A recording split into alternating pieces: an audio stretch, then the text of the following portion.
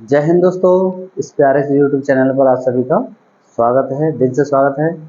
आज मैं आपको बताने वाला हूँ अध्याय तीसरा, जिसमें आपको फॉर्मूले वगैरह आपको बताए जाएंगे। उस इस चैप्टर का नाम क्या है? दो चर वाले रेखीय समीकरण।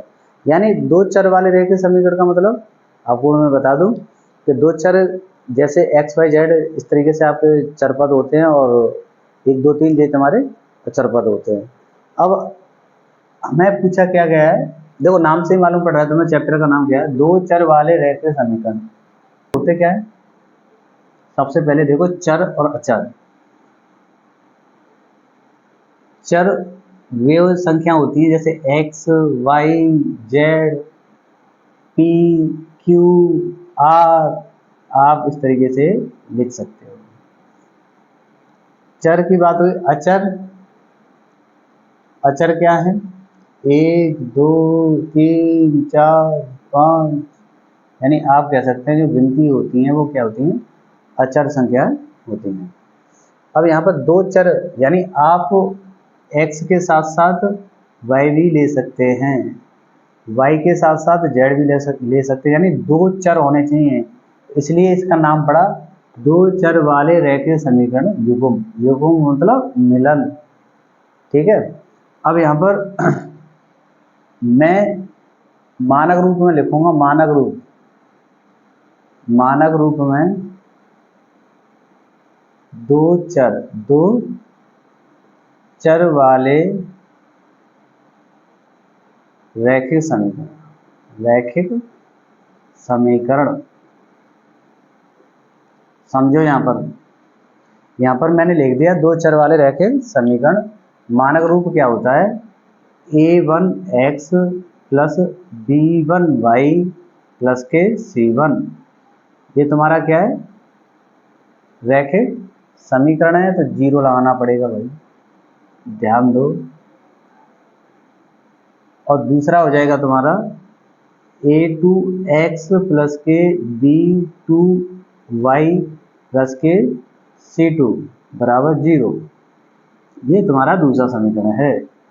यानी दो समीकरण मैंने यहाँ पर बना दिए आपके लिए। पहला समीकरण ये है, दूसरा समीकरण ये है। अब यहाँ पर पहला और दूसरा मैंने आपको बता दिया है। अब यहाँ पर क्या बनती है? तीन कंडीशन बनेंगी। नंबर एक, प्रतिच्छेद रेखाएं। कौन सी? प्रतिच्छेद रेखाएं।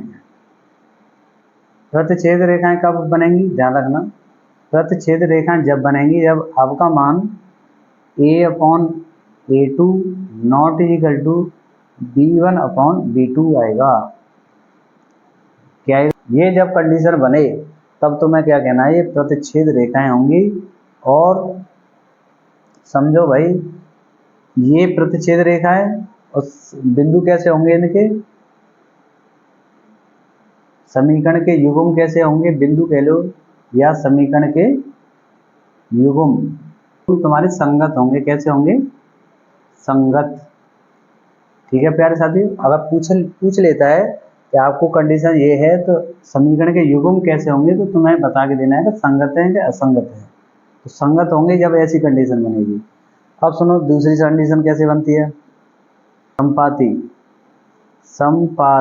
रेखाएं। समपाती रेखाएं कब बनेंगी? ध्यान दो, समपाती रेखाएं a1/a2 b1/b2 c1/c2 ये तीनों ही बराबर आ जाएं। कैसे? तीनों ही बराबर आ जाएं, तब तुम कहोगे समीकरण के युग्म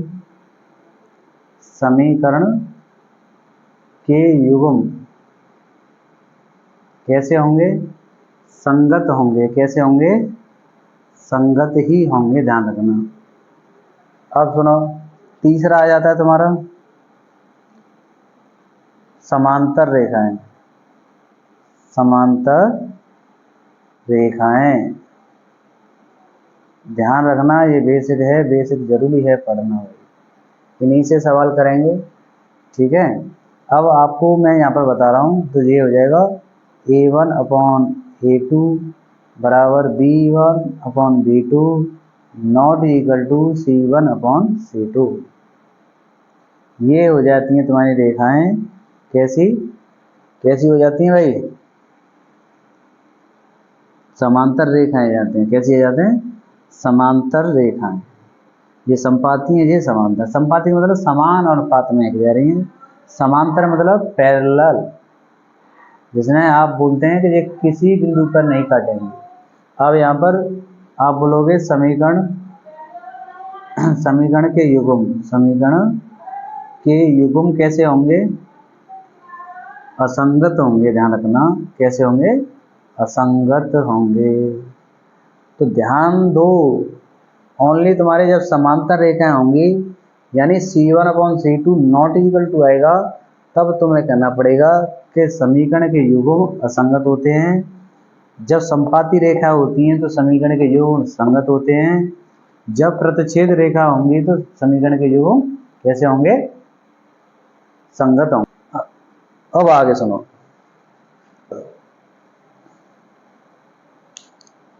हेडिंग डालेंगे या हेडिंग के रूप में, दो चर रैखिक समीकरण, दो चर रैखिक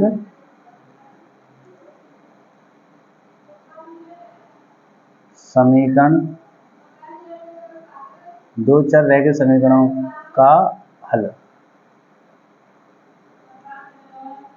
अब यहाँ पर हल कितने तरीकों से करेंगे।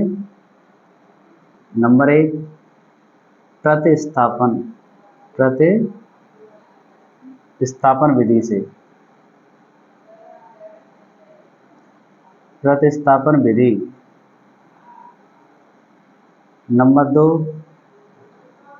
विलोपन विधि, विलोपन विधि। नंबर 3 आपकी होती है वज्र गुणनखंड विधि, वज्र गुणनखंड विधि। ये तुम्हारी 3 विधि होती हैं जिनसे आप दो चर रैखिक समीकरण हल कर सकते हो। सबसे पहले हमारी प्रतिस्थापन विधि है, तो यहाँ पर हेडिंग के तौर पर डालेंगे प्रतिस्थापन विधि। जैसे प्रतिस्थापन विधि लिखोगे, जैसे मानो मैं यहाँ पर 2 समीकरण ले लूँ, जैसे मानो x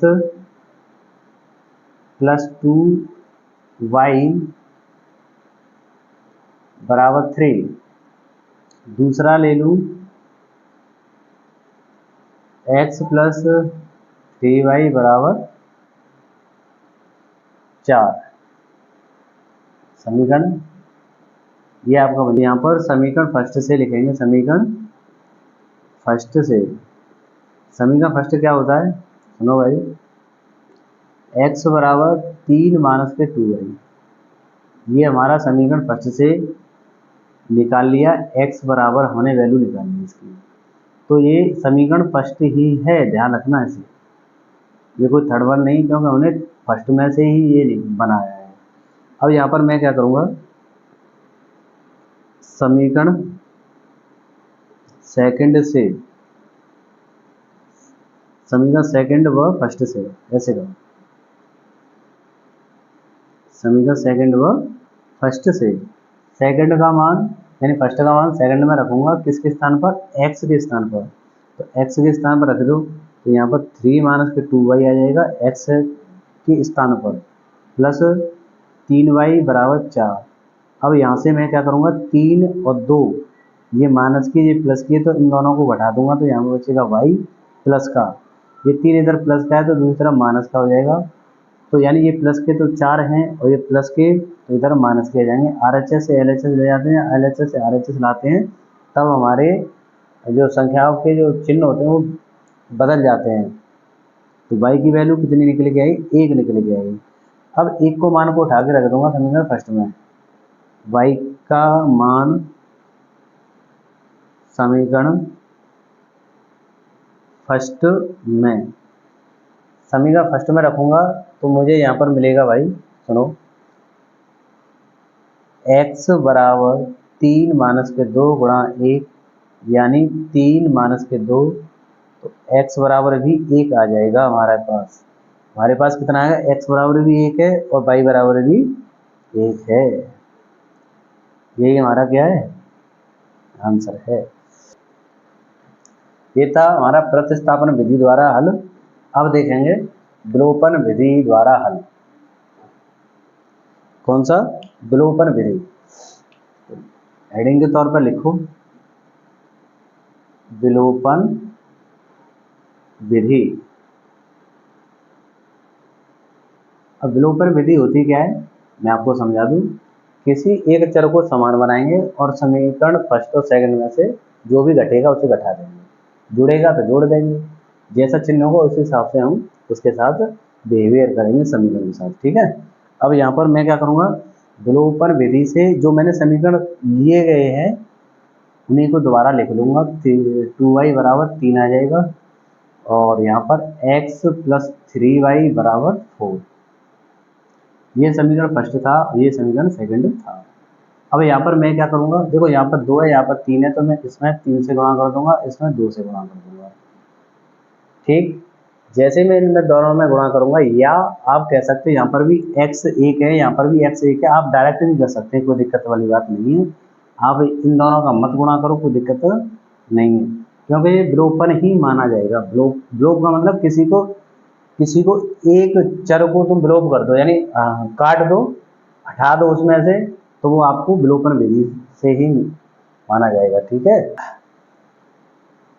चलो अब मैं यहाँ पर लिखूंगा घटाने पर। जैसे मैंने यहाँ पर घटाने पर लिखा तो मैं यहाँ पर माइनस करूंगा, यहाँ पर माइनस करूंगा, यहाँ पर माइनस करूंगा, x से x कट जाएगा, 3 में से 2 घटाऊंगा तो माइनस का y बचेगा, और 1 में से 3 जाएगा तो माइनस का 1, तो y बराबर 1, माइनस से माइनस कट जाएगा तो y बराबर 1 निकल के आ जाएगा, ठीक है साथियों। अब देखो y बराबर 1 है तो y का मान समीकरण फर्स्ट में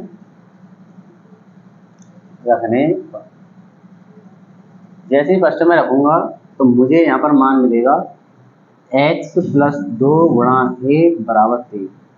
ये तो हमारा फर्स्ट है, x y के स्थान पर मैंने क्या रख दिया, 1 रख दिया, तो यहाँ पर आएगा 3 माइनस का 2, यानी ये प्लस के तो दूसरा माइनस के होंगे, तो x बराबर कितना आ जाएगा 1।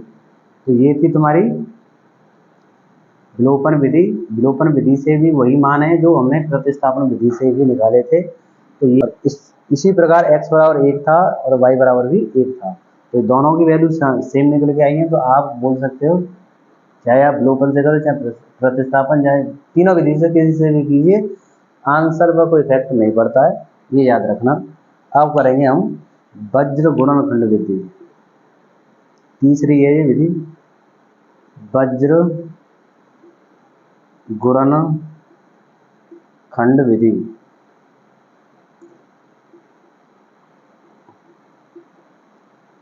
तीसरी विधि है, ध्यान से समझो, ये तुम्हारे सिलेबस में भले ही ना दे रखी पर लेकिन सीख लो, से सीखना जरूरी है भाई। अगर पूछ लिया पुराने मैथों में ये दे रखी है, नए मैथ में नहीं है, जो आप जो पढ़ रहे हैं उसमें नहीं है। पुराने में जाओगे जब तुम्हें वज्र गुणनखंड विधि मिलेगी, तो अब देखो हमने जो समीकरण माने थे उन्हीं को दोबारा लिखेंगे। तो यहाँ पर x प्लस 2y बराबर 3, इसी प्रकार x प्लस 3y बराबर 4, ये समीकरण फर्स्ट था, ये समीकरण मैंने सेकंड लिया था, यही तो लिए थे।